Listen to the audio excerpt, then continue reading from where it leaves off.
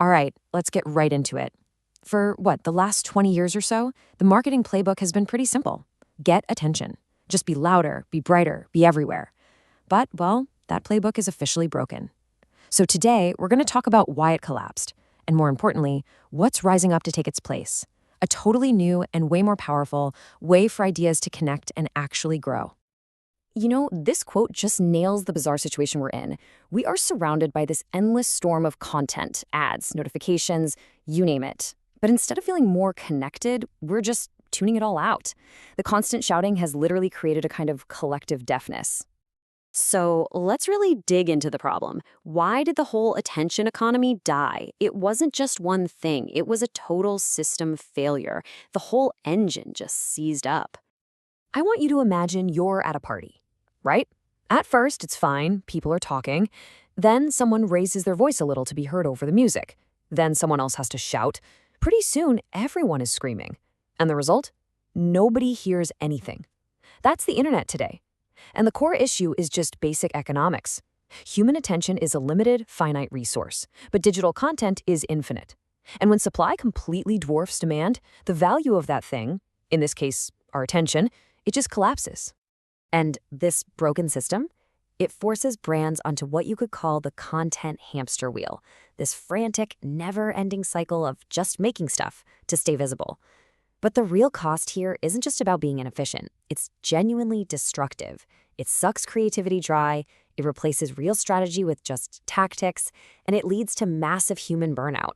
All for what? To chase these empty vanity metrics like clicks and views that have almost no real connection to business results. It's exhausting. Okay, so if that game is just impossible to win, what's the new game? Well, we have to stop trying to just grab attention and start creating something much, much deeper, something that lasts. So let's talk about the solution, the resonance economy. Now, resonance isn't just some fluffy marketing term. It's a real concept from physics. Seriously, when you play a note on a violin near a piano, the piano string that matches that exact note starts to vibrate all on its own without anyone touching it. It's not forced, it's a sympathetic connection. And the brands that really last don't just shout a message at you. They put an idea out into the world that vibrates on the same frequency as their audience's deepest values and needs. And this table just lays it out perfectly. The attention economy is all about being loud, transactional, and obsessed with short-term reach. The resonance economy, on the other hand, is about being clear, relational, and focused on long-term impact. It's the huge shift from asking, how many people saw this, to asking, did this actually change the way anyone thinks or feels? So here's the real kicker. Attention is a 3-second view. It's gone in a flash. Resonance is what's still rattling around in someone's head 6 months from now. It's the lasting change in how they see the world. See, attention-based brands have to scream constantly just to exist, but resonance-based brands, they can be quiet because their presence is always felt. Okay, that all sounds great in theory, but how do you actually build for resonance? Well, the good news is it's not some kind of magic. It's more like architecture. There's a real blueprint you can follow. And the framework is beautifully simple, really. It's just 2 parts. First, you build what we call the bridge, and its job is to engineer absolute clarity. Second, you build the layers, which give you undeniable depth. It boils down to this: make a clear promise and then prove it. So, the bridge, that's your single, focused promise to the world. In this noisy world we live in, you've got about 5 seconds, tops, to answer the brain's most basic question. Is this for me? And if your answer is complicated, forget it. The brain's already moved on.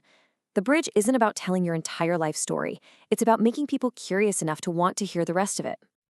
And the absolute core of that bridge is something we call the golden sentence. Now this is probably the hardest strategic work you'll ever do, boiling down everything you are, everything you stand for into one powerful 10 to 15 word promise. It's got to be the sharp tip of the spear that can pierce through that thick armor of indifference everyone has up. But hey, a promise is just words, right?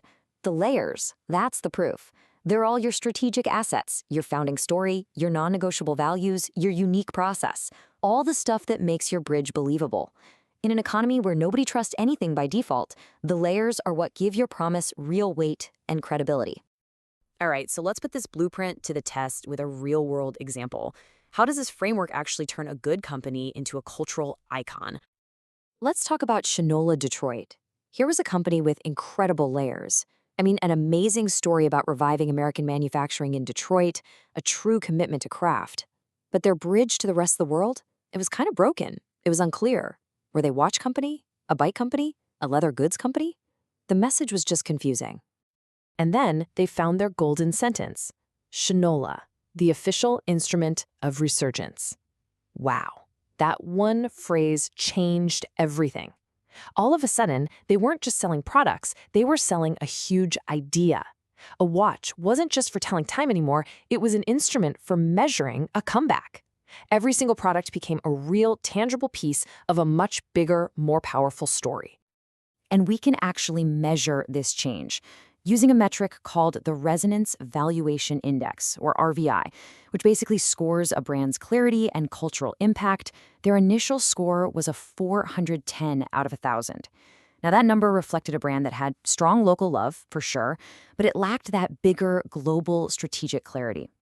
But after they put that new, crystal-clear bridge into place, a bridge built on their already deep layers, their score jumped to 795.